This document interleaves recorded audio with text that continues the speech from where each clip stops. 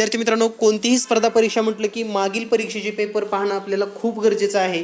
यापूर्वी झालेल्या पेपरचा जर अभ्यास चांगला असेल तर भविष्यामध्ये कोणते प्रश्न येऊ शकतात, कोणत्या पद्धतीनं प्रश्न सोडवायची याची सुद्धा आपल्याला माहिती होते. तर आजच्या व्हिडिओमध्ये पाहूया आपण 2020 नवोदय प्रवेश परीक्षा संपूर्ण पेपर स्पष्टीकरण, संपूर्ण गणिताची स्पष्टीकरणे ट्रिकसह लगेच. विद्यार्थी मित्रांनो, आपण जवाहर नवोदय प्रवेश परीक्षा देत असाल तर सर्वांना परीक्षेसाठी शुभेच्छा. तर कोणतीही परीक्षा देण्यापूर्वी आपल्याला जास्तीत जास्त सराव होणं गरजेचं आहे आणि बुद्धिमत्ता आणि उतारे यामधला आपला सराव चांगला असेल तर आता गणितावर थोडं कॉन्सन्ट्रेट करा. कमी दिवस आहेत. तर आजच्या व्हिडिओमध्ये आपण 2020 साली परीक्षेत आलेली सर्व गणितांची स्पष्टीकरणे पाहणार आहोत. म्हणजे 2020 साली जे काही प्रश्न परीक्षेमध्ये विचारले गेले त्या सर्व प्रश्नांची स्पष्टीकरण पाहणार आहोत. आपल्याकडेही हा प्रश्नसंच कदाचित असेल, नसेल तर आपण हा खरेदी करू शकतात. तर पाहूयात 2020 मधील प्रश्न आणि त्यांची स्पष्टीकरणे लगेच. तर या ठिकाणी जर आपण पाहिलं 2020 सालमध्ये पहिला प्रश्न जर आपण पाहिला तर पहिला प्रश्न पहा, तुम्हाला या ठिकाणी प्रश्न वाचायला पण मिळेल. तर या ठिकाणी पहिला प्रश्न आहे, दर साल दर शेकडा 5% सरळ व्याजाने 12,000 रुपयाची रक्कम किती वर्षामध्ये 1,800 रुपये बनेल. तर या ठिकाणी दिलेल्या माहितीनुसार आपणास दर दिलेला आहे, मुद्दल दिलेला आहे आणि 18,000 रुपये आपल्याला रक्कम पाहिजे. तर किती वर्षामध्ये बनेल असं विचारलेलं आहे. तर या प्रश्नाचं आपण स्पष्टीकरण पाहूयात. 2020 मधील पहिला प्रश्न आणि त्याचं स्पष्टीकरण. तर दिलेल्या माहितीनुसार आपण सुरुवातीला संपूर्ण माहिती लिहून घेऊयात. तर पहा, जो पहिला प्रश्न आहे यामध्ये दर दिलेला आहे आपणास. दर आहे 5%. त्याचबरोबर मुद्दल दिलेला आहे 1,200 रुपये आणि आपणास रास दिलेले आहे 1,800 रुपये. तर यावरून आपण सरळ व्याज शोधू शकतो. तर दिलेल्या माहितीनुसार आपल्याला सरळ व्याज सुरुवातीला काढण्यासाठी सरळ व्याज बरोबर रास वजा मुद्दल. तर या ठिकाणी रास आणि मुद्दल यांची जर वजाबाकी केली तर 1,800 वजा 1,200 रुपये बरोबर 600 रुपये हे सरळ व्याज आहे. आता या ठिकाणी आपण सूत्राचा जर वापर केला तर सरळ व्याज बरोबर आपणास सूत्र माहिती आहे. सरळ व्याज बरोबर म गुणिले द गुणिले क भागिले 100. तर या ठिकाणी किमती ठेवूयात आपण. सरळ व्याज आहे 600 रुपये, मुद्दल आहे 1,200 रुपये, दर 5%, कालावधी शोधायचा आहे छेदामध्ये 100. तर हे 2 शून्य आणि 2 शून्य कट होतील.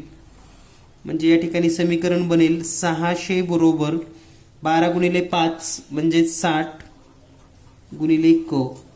आता क आणि 60 यांचा गुणाकार आहे म्हणून क बरोबर 600 भागिले 60. 0 0 कट होईल.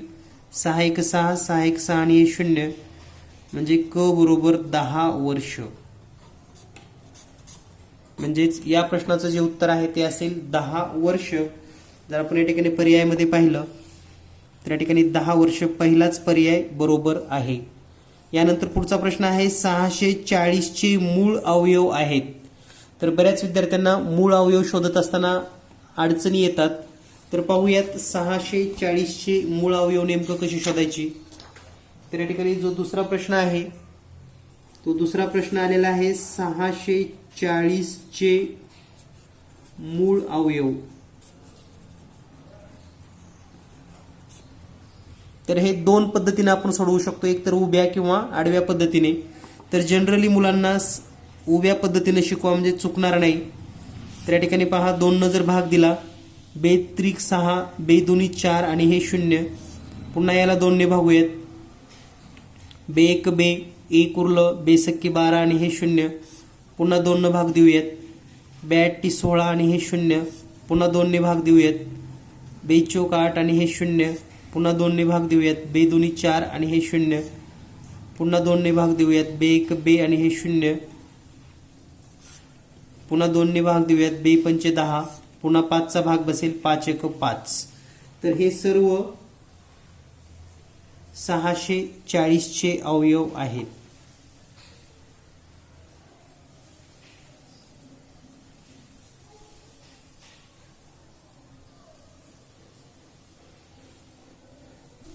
म्हणजेच या ठिकाणी जर आपण एकूण अवयव लिहिले तर 640 याबद्दल आपण हे 1 2 3 4 5 6 7 आणि हे 5 म्हणजे 2 गुणिले 2 गुणिले 2 गुणिले 2 गुणिले 2 गुणिले 2 गुणिले 2 गुणिले 5 म्हणजे हे जर आपण पाहिलं तर हे 7 वेळा 2 आणि हे 5. तर हे या प्रश्नाचं उत्तर असेल. तर या पद्धतीनं अगदी सोप्या पद्धतीनं न चुकता आपल्याला हा प्रश्न सोडवता येतो. यानंतर पाहूया आपण तिसरा प्रश्न. 2020 मधील तिसरा प्रश्न जर आपण पाहिला, जर बी ही संख्या दुसऱ्या एका सी या संख्येच्या 10% लहान असेल आणि सी 150 पेक्षा 5% जास्त असेल तर बी संख्या आहे. तर पहा, दिलेल्या माहितीनुसार आपल्याला बी ही संख्या सी या एका संख्येपेक्षा 10% लहान आहे सांगितलंय आणि सी ही संख्या 150 पेक्षा 5% जास्त असेल तर बी ची किंमत आपणास काढायची आहे. तर दिलेल्या माहितीनुसार दिलेल्या माहितीनुसार आपल्याला सांगितलंय 150 पेक्षा 5% मोठे हे सी आहे आणि बी ही संख्या सी पेक्षा 10% कमी आहे. तर सुरुवातीला आपण सी चा जर विचार केला 150 पेक्षा 5% जास्त, तर पहा 100 रुपये असल्यास 105 रुपये होतं. तर 150 रुपये असल्यास किती? हा जर तिरकस गुणाकार केला आपण तर 150 गुणिले 105 भागिले 100. तर या ठिकाणी पहा 0 0 कटेल आणि 15 ने जर हा गुणाकार केला तर 15 5 75 ला 5 हाचे 7, 15 0 0 आणि 7, 15 1 15 भागिले 10 म्हणजे ती संख्या होईल 157.5. आता जी संख्या 157.5 आहे म्हणजे ही आहे सी. सी बरोबर 157.5. याच्यापेक्षा 10% कमी ही बी संख्या आहे म्हणजे 100 ला 90. तर 157.5 ला किती? जे उत्तर असणार आहे ते बी असणार आहे. म्हणजे या ठिकाणी जर आपण तिरकस गुणाकार केला तर 157.5 गुणिले 90 भागिले 100 करूयात. 0 0 कट होईल. त्यानंतर हा गुणाकार करूया. 9 5 45 ला 5 हातच्याली 4, 9 7 63 आणि 4, 67 ला 7 हातच्याली 6, पुन्हा 9 5 45 आणि 1, 45 आणि 6 51 ला 1 हातचे 5, 9 1 9 आणि 14 छेदामध्ये 10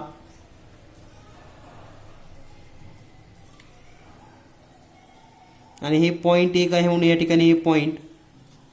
तर 10 छेदामध्ये म्हणून पुन्हा पॉइंट इकडे येईल म्हणजे 141.75. तर ही असेल बी संख्या म्हणजे बी संख्येची किंमत असेल 141.75. यानंतर पाहूया आपण पुढील प्रश्न. पुढचा प्रश्न आहे पहा, एक चौरस आणि एक काटकोन चौकोन यांची परिमिती समान आहे. जर चौकोनाची बाजू 16 मीटर असेल व काटकोन चौकोनाची लांबी 18 मीटर असेल तर काटकोन चौकोनाची रुंदी शोधा. तर अतिशय सोप्या पद्धतीने तुम्ही हा प्रश्न सोडवू शकतात. तर या सर्व प्रश्नांची स्पष्टीकरणे या पुस्तकामध्ये ऑलरेडी दिलेली आहेत. म्हणजे या पुस्तकामध्ये शेवटी तुम्हाला स्पष्टीकरण या ठिकाणी पहा, सराव पेपर क्रमांक 13, सराव पेपर क्रमांक 12, 11 म्हणजे सर्व पेपरची स्पष्टीकरण तुम्हाला या पुस्तकामध्ये पाहायला मिळणार आहेत. तरीही आपण मुलांना चांगलं समजेल म्हणून 2020 चे पेपर स्पष्टीकरण पाहत आहोत.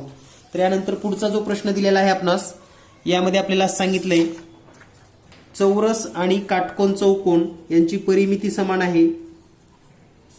चौरसाची परिमिती बरोबर काटकोन चौकोनाची परिमिती. तर पहा, ही जर परिमिती समान असेल तर आपल्याला काटकोन चौकोनाची रुंदी शोधायची आहे. तर या ठिकाणी परिमिती काढत असताना 4 गुणिले बाजू हे सूत्र आपण वापरतो. तर काटकोन चौकोनासाठी 2 कंसात लांबी अधिक रुंदी हे सूत्र आपण वापरतो. तर दिलेल्या माहितीनुसार चौरसाची बाजू आहे 16, म्हणजे 4 गुणिले 16 बरोबर 2 कंसात आपणास लांबी दिलेली आहे 18 मीटर अधिक रुंदी. तर आता हे 2 इथं गुणाकारातले इकडे भागाकारामध्ये घेऊयात. म्हणजे 16 गुणिले 4 म्हणजे 64 आणि हे भागाकारात 2 येईल बरोबर 18 अधिक रुंदी.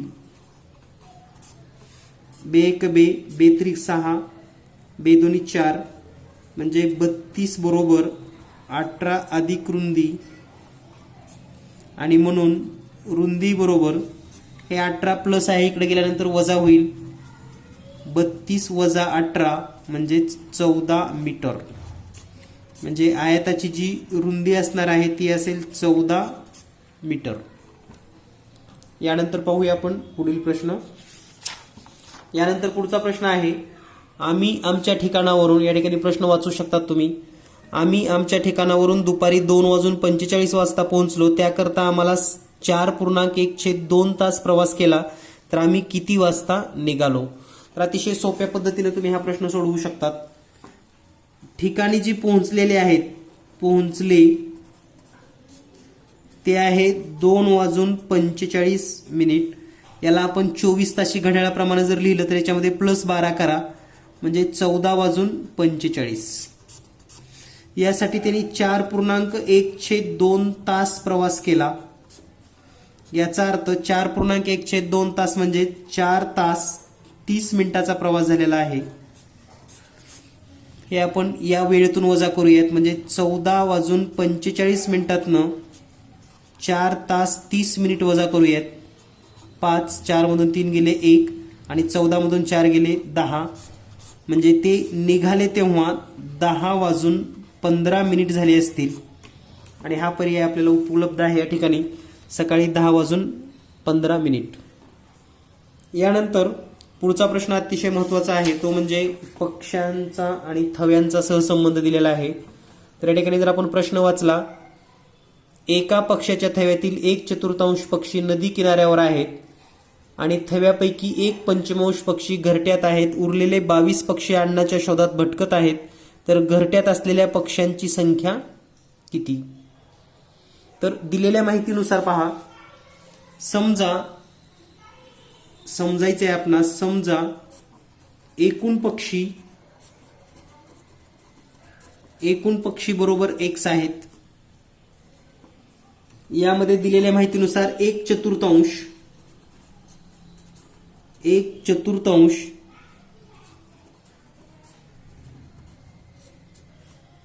हे पक्षी नदी किनाऱ्यावर आहेत. म्हणजे 1/4 म्हणजेच 1/4.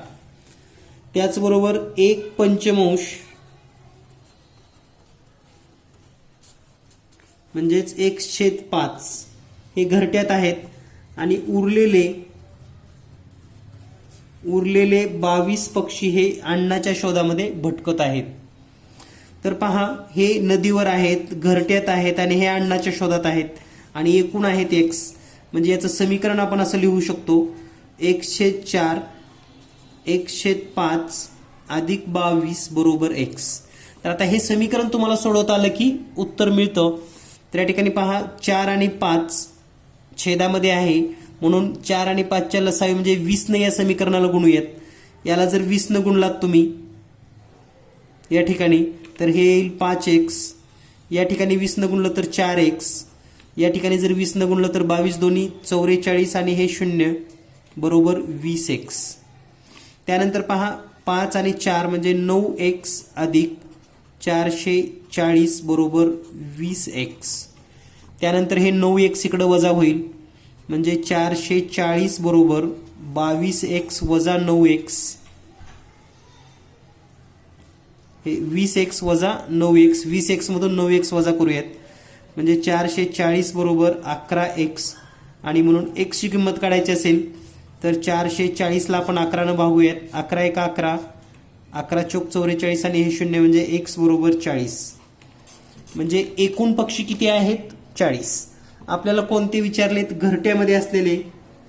तर घरट्यात असलेले x/5 म्हणजे x म्हणजे 40/5, 5 एक 5, 45.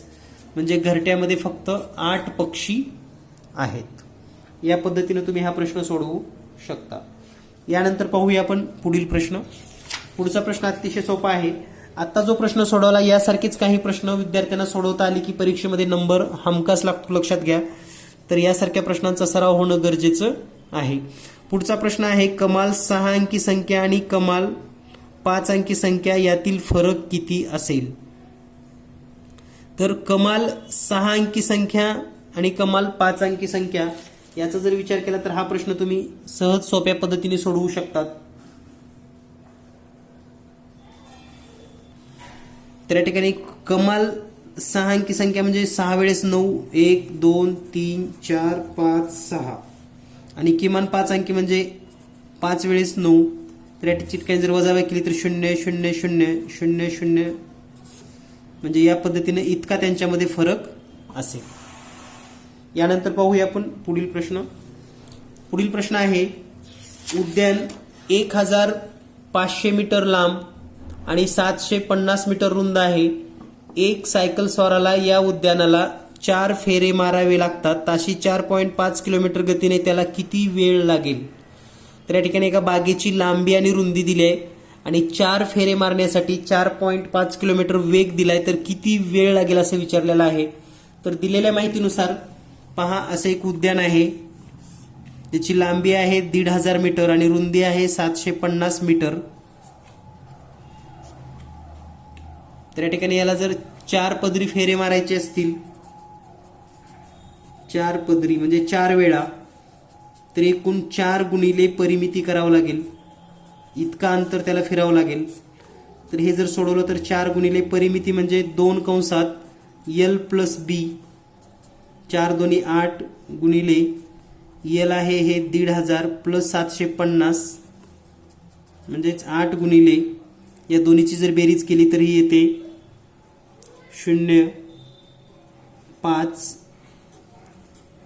2250 गुणिले 8. आता हा जर गुणाकार केला तर आपल्याला मीटरमध्ये मिळेल. 0ला 0, 8 पंचे 40ला 0, हातच्याली 4, 8 दोन्ही 16 आणि 4 0 म्हणजेच 8 दोन्ही 16, हातच्याचे 4 20, हातचे 2, 8 दोन्ही 16 आणि 2 18 म्हणजेच 18,000 मीटर इतकं अंतर होईल 4 पदरीसाठी. याला जर आपल्याला किलोमीटर करायचं असेल तर 18,000ला आपण 1000ने भागूयात. 3030 कटल होईल आणि 18 किलोमीटर अंतर होईल, किमी.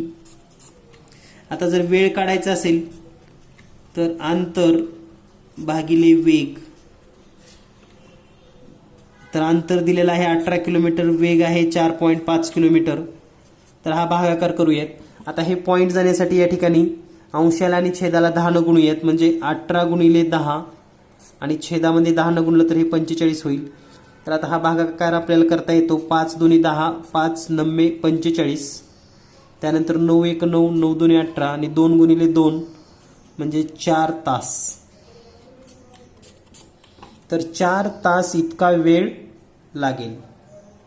यानंतर पाहूया आपण पुढील प्रश्न. पुढचा प्रश्न आहे, आपण 2020चा पेपर स्पष्टीकरण पाहत आहोत. 2020 मध्ये नवोदयमध्ये आलेली गणिताची 20 प्रश्न. तर यानंतर पुढचा प्रश्न आहे, 15 - 15 भागिले 15 गुणिले 6 बरोबर x. तर x ची किंमत किती?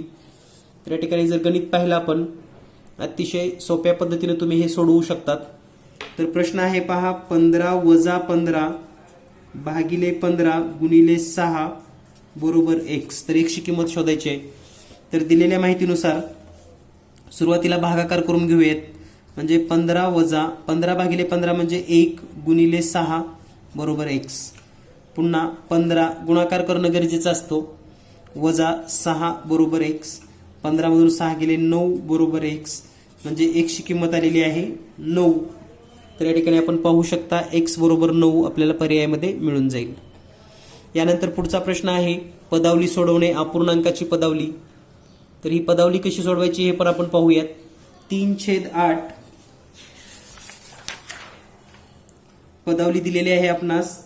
3/8 भागिले कंसामध्ये 5/3 वजा 1/6 कंस बंद प्लस 5/8 याची किंमत आपल्याला शोधायची आहे. तर या ठिकाणी किंमत शोधत असताना हे 3/8 भागिले, सुरुवातीला हा ब्रॅकेट सोडवून घेऊयात.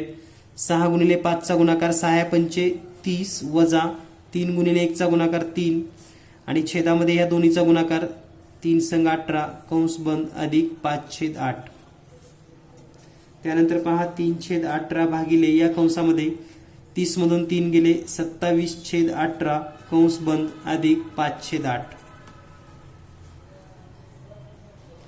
त्यानंतर पुढची स्टेप 3/8 भागाकार म्हणजे व्यस्त करून गुणणे, म्हणजेच 18/27 अधिक 5/8. त्यानंतर या ठिकाणी जर भागाकारामध्ये काटाकाटी करता येत असेल तर करू शकता आपण. 3×1 3, 3×9 27, 9×1 9, 9×2 18. तर या ठिकाणी जर आपण पाहिलं तर 2 गुणिले 1 म्हणजे आपण असं लिहू शकतो 2 आणि छेदामध्ये हे 8 अधिक हे 5/8. छेद समान आहे म्हणजे अंशाची बेरीज, म्हणजे 2 आणि 5 ची बेरीज जर केली तर 7/8. तर या प्रश्नाचं उत्तर येतं 7/8. तर या पद्धतीनं फास्ट क्रिया विद्यार्थ्यांना करता आल्या पाहिजेत, सोडवता आल्या पाहिजेत, तरच हे प्रश्न लवकर सुटतात. यानंतर पाहूया आपण पुढील प्रश्न. पुढील प्रश्न आहे 140.75 गुणिले 0.01 म्हणजे किती. तर या ठिकाणी जर पाहिलं तर दशांश चिन्हाची संख्या मोजूयात. 1 आणि 2 दशांश चिन्हानंतर 2 अंक आहेत. या ठिकाणचे हे 2 अंक, म्हणजे जे पण उत्तर असेल त्यामध्ये दशांश चिन्हानंतर 4 अंकानंतर पॉईंट असेल. म्हणजे आपण ही संख्या जशाला तशी लिहून घेऊयात. 1 4 0 7 5 1 2 3 4 म्हणजे या ठिकाणी दशांश चिन्ह येईल. म्हणजे हे या प्रश्नाचं उत्तर आहे. यानंतर पाहूया आपण पुढील प्रश्न. पुढचा प्रश्न आहे पहा 45 60 75 यांच्या मसावी आणि लसावीची बेरीज किती. तर या ठिकाणी आपण जर पाहिलं 45 60 आणि 75 या ठिकाणी आता जास्त वेळ न घालवता यांचा तुम्हाला लसावी काढता येतो आणि मसावी पण काढता येतो. तर यांचा जो मसावी आहे तो आहे 15 आणि यांचा जर लसावी पाहिला तर तो लसावी येतो 900. या दोन्हीची बेरीज करून पहा तर ती बेरीज येईल 915. म्हणजे अगदी तोंडी सुद्धा तुम्ही हा प्रश्न सोडवू शकतात. यानंतर पाहूया आपण पुढील प्रश्न. पुढचा प्रश्न अतिशय महत्त्वाचा आहे आणि जे शाब्दिक प्रश्न आहेत त्यावर विद्यार्थ्यांनी जर भर दिला तर त्यांना पैकीच्या पैकी मार्क मिळू शकतात. तर या ठिकाणी पहा 8 मीटर लांब 6 मीटर उंच आणि 22.5 सेमी जाड अशा भिंतीकरता विटा लागतील. जर प्रत्येक वीट 25 सेमी गुणिले 11.25 सेमी व 6 सेमी मापाची असेल तर अशा किती विटा लागणार आहेत. घनफळ सूत्र अतिशय सोपं आहे. भिंतीचे घनफळ छेदामध्ये एका विटेचे घनफळ एवढं जर आपण सोडवलं तर आपल्याला उत्तर शोधता येतं. तर भिंतीचं घनफळ म्हणजे लांबी गुणिले रुंदी गुणिले उंची. तर लांबी आहे 8 मीटर म्हणजे 800 सेंटीमीटर. त्यानंतर उंच आहे 6 मीटर म्हणजे 600 सेंटीमीटर आणि जाडी आहे 22.5 सेमी. विटेची पण लांबी गुणिले रुंदी गुणिले उंची करूयात. लांबी आहे 25 सेमी, रुंदी 11.25 आणि जाडी आहे 6 सेमी. तर आता हे जर आपण सोडवलं तर आपण हा प्रश्न अगदी तोंडी सोडवू शकतो. तर 11.25 1 आणि 11.25 2 म्हणजे 22.50 होतं. त्यानंतर 2 1 2 2 3 6, त्यानंतर 3 1 3 3 2 6, त्यानंतर 25 न गुणूया त्याला. 25 1 25 25 8 200 म्हणजे या ठिकाणी 800 गुणिले 8 शिल्लक राहील. तर 8 8 64 आणि हे 2 शून्य म्हणजे 6400 विटा लागतील. तर हे कॅल्क्युलेशन जितक्या लवकर आपण सोडवू शकतो तेवढ्या लवकर तुम्हाला हे प्रश्न सोडवता येतील. यानंतर पुढचा प्रश्न पाहूया आपण. पुढचा प्रश्न आहे 0.9 भागिले कंसामध्ये 0.3 गुणिले 0.3. तर अतिशय सोपा प्रश्न आहे. बरेच विद्यार्थ्यांना हा प्रश्न चुकवताना म्हणजे सोडवताना गोंधळ झालेला आहे. तर पहा 0.9 भागिले, तर सुरुवातीला यांचा गुणाकार करून घेऊयात आपण 0.09. आता हे जर थोडं सोप्या पद्धतीने लिहिलं तर 0.9 छेदामध्ये 0.09. दशांश चिन्ह जर घालवायचे असतील तर अंशाला आणि छेदाला या ठिकाणी 100 न गुणूयात आपण. 100 न गुणूयात, 100 न गुणूयात, म्हणजे या ठिकाणी येईल 9 आणि छेदामध्ये येईल, या ठिकाणी 100 न गुणल्यामुळे 90 होईल आणि छेदामध्ये फक्त 9 राहील. तर आपण जर हे भागलं तर 9 1 9, 9 1 9 आणि हे 0 म्हणजे उत्तर येईल 10. यानंतर पुढचा प्रश्न आहे खालीलपैकी कोणते 25च्या बरोबरीचं नाही. तर पहा अतिशय सोप्या पद्धतीने नाही म्हटले लक्षात घ्या. बऱ्याच वेळेस काय होतं, विद्यार्थ्याला वाटतं 25च्या बरोबर आहे आणि पहिलंच उत्तर मग 25 येतं.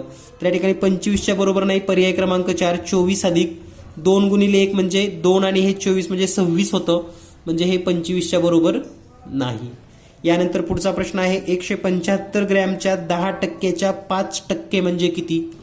तर हा प्रश्न अतिशय सोप्या पद्धतीने तुम्ही सोडवू शकता. 175च्या 10% म्हणजे 10/100 गुणिले 5% म्हणजे 5/100. तर हे कॅल्क्युलेशन केल्यानंतर तुम्हाला जे उत्तर मिळतं तर ते या प्रश्नाचं योग्य उत्तर आहे. तर या ठिकाणी पहा 1 0 आणि 1 0 कटलेला आहे. त्यानंतर 5 1 5, 5 2 10. त्यानंतर 2 न भागूया त्याला, बे 1 बे, बे 8 16, 1 उरलं, बे 7 14, 1 उरलं, बे 5 10. म्हणजे या ठिकाणी पहा 87.5 भागिले 100 आलेला आहे. आता हे 100 म्हणजेच 2 डिजिट नंतर पॉइंट म्हणजे 0.875. हे या प्रश्नाचं योग्य उत्तर आहे. यानंतर पाहूया आपण पुढील प्रश्न. यानंतर पुढचे 4 प्रश्न आहेत. यामध्ये आपण जर ह्या 4 प्रश्नांचा थोडा विचार केला, शेवटचा प्रश्न सुरुवातीला सोडवून घेऊयात आपण. खालील विधानांचे गोळा बेरीज परिणाम शोधून काढा, म्हणजे पूर्णांकामध्ये उत्तर काढायचंय. तर या ठिकाणी अतिशय सोप्या पद्धतीने तुम्ही हा प्रश्न हँडल करू शकतात. तर नेमकं प्रश्न काय आहे पहा. 49.6 गुणिले 10.2 वजा 7.1 गुणिले 29.7 वजा 5.1 गुणिले 20.1. तर या ठिकाणी जर आपण पाहिलं 50.6 म्हणजे 49.5 म्हणजे याला आपण 50 लिहू शकतो, गुणिले 10 वजा 7.1 म्हणजे 7, अंदाजे जवळची संख्या घेतोय आपण. 29.7 म्हणजे 30 वजा 5.1 म्हणजे 5 आणि 20.1 म्हणजे 20. तर या ठिकाणी जर पाहिलं तर हे येईल 500 वजा 7 त्रिक 21 म्हणजे हे 210 वजा 5, 20 आणि 5चा गुणाकार म्हणजे 100.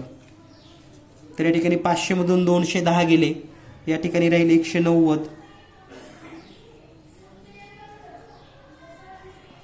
290 वजा हे 100, तर 290 मधून पुन्हा 100 गेले तर 190. म्हणजे या प्रश्नाचं उत्तर येईल 190. यानंतर पुढचा प्रश्न आहे कमाल 7 अंकी संख्या आणि किमान 4 अंकी संख्या यामधील फरक किती आहे. तर पहा कमाल 7 अंकी आणि किमान 4 अंकी. तर आपण जर पाहिलं कमाल 7 अंकी म्हणजे 9 9 9 9 9 9 9 7 वेळेस 1 2 3 4 5 6 7. यामधून किमान 4 अंकी म्हणजे 1 2 3 0 म्हणजे 1000 वजा करायचं आहे. तर हे 9 9 9 8 9 9 9 म्हणजे ह्या प्रश्नाचं उत्तर असेल या पद्धतीनं. तर या ठिकाणी आपल्याला पाहायला मिळेल. त्यानंतर पुढचा प्रश्न आहे अमितने एक टेबल 1200 रुपयाला खरेदी करून दुरुस्तीसाठी 200 रुपये खर्च केले व त्याने तो 1680 रुपयाला विकला, तर नफ्याची किंवा तोट्याची टक्केवारी किती असेल. 58वा प्रश्न आहे.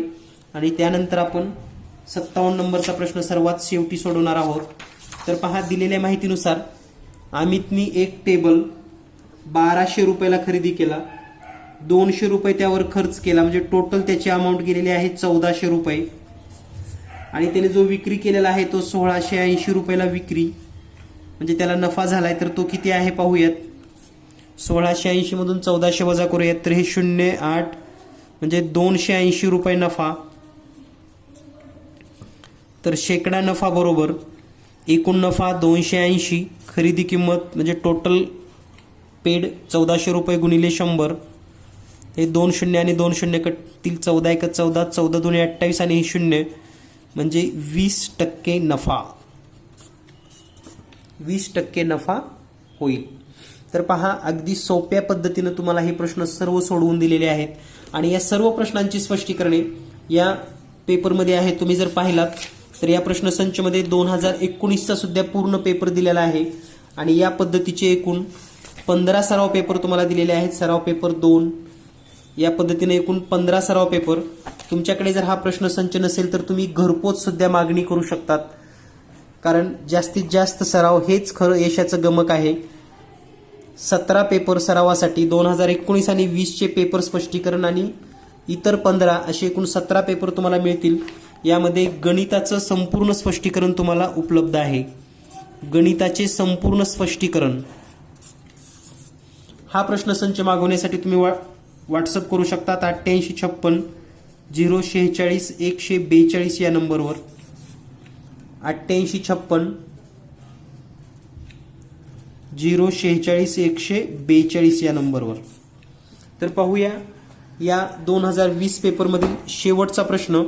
तर पाहूया शेवटचा प्रश्न. 3.7/11 गुणिले 11/5 कंस बंद भागिले कंसात 3/7 गुणिले x कंस बंद बरोबर 4/3. तर आता हा प्रश्न अगदी सोप्या पद्धतीने तुम्ही सोडवू शकतात. तर नेमकं सुरुवातीला आपण साधा अपूर्णांक करूयात. 11 × 33 आणि 4 म्हणजे 40/11 गुणिले 11/5 भागिले महिरपी कंस या ठिकाणी दुसऱ्या कंसामध्ये 3/7 गुणिले x बरोबर 4/3. त्या ठिकाणी पहा 11 1 11 11 1 11 5 1 5 85 40 म्हणजे या ठिकाणी आलेला आहे 8/1.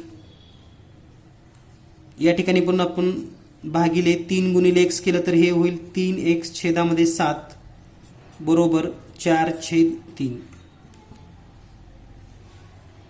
तर या ठिकाणी भागाकार म्हणजे व्यस्त करून आपण गुणाकार करतो.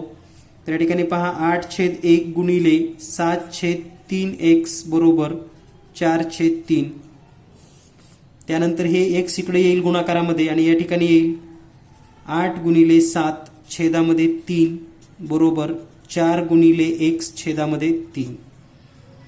तर या ठिकाणी पहा हे छेदातलं 3 इकडे आल्यानंतर गुणाकारामध्ये येईल आणि हे 4 भागाकारामध्ये येईल म्हणजे 8 गुणिले 7 गुणिले 3 आणि हे 3 जशाला तसं आणि इकल गुणाकारातलं 4 इथं भागाकारामध्ये बरोबर x. तर या ठिकाणी 3 1 3 3 1 3 4 1 4 4 2 8 आणि 2 गुणिले 7 म्हणजे 14 बरोबर x. तर या पद्धतीनं x ची किंमत येते 14. तर विद्यार्थी मित्रांनो, जर तुम्हाला या पद्धतीनं सर्व प्रश्नांचे स्पष्टीकरण हवे असतील 2019चा पेपर तर नक्कीच हा प्रश्नसंच खरेदी करा. दुकानामध्ये सुद्धा गेल्यानंतर तुम्ही जीनियस मॅथ पब्लिकेशनचा प्रश्नसंच दुकानदाराला मागणी करा. लेखक प्रवीण बनकर. तर नक्कीच तुम्हाला हा दुकानामध्ये सुद्धा उपलब्ध होईल किंवा जी किंमत आहे त्याच किमतीमध्ये तुम्हाला घरपोच सुद्धा हा प्रश्नसंच मिळू शकतो. भेटूया लवकरच पुढील काही नवीन प्रश्नासह. धन्यवाद. Thank you very much.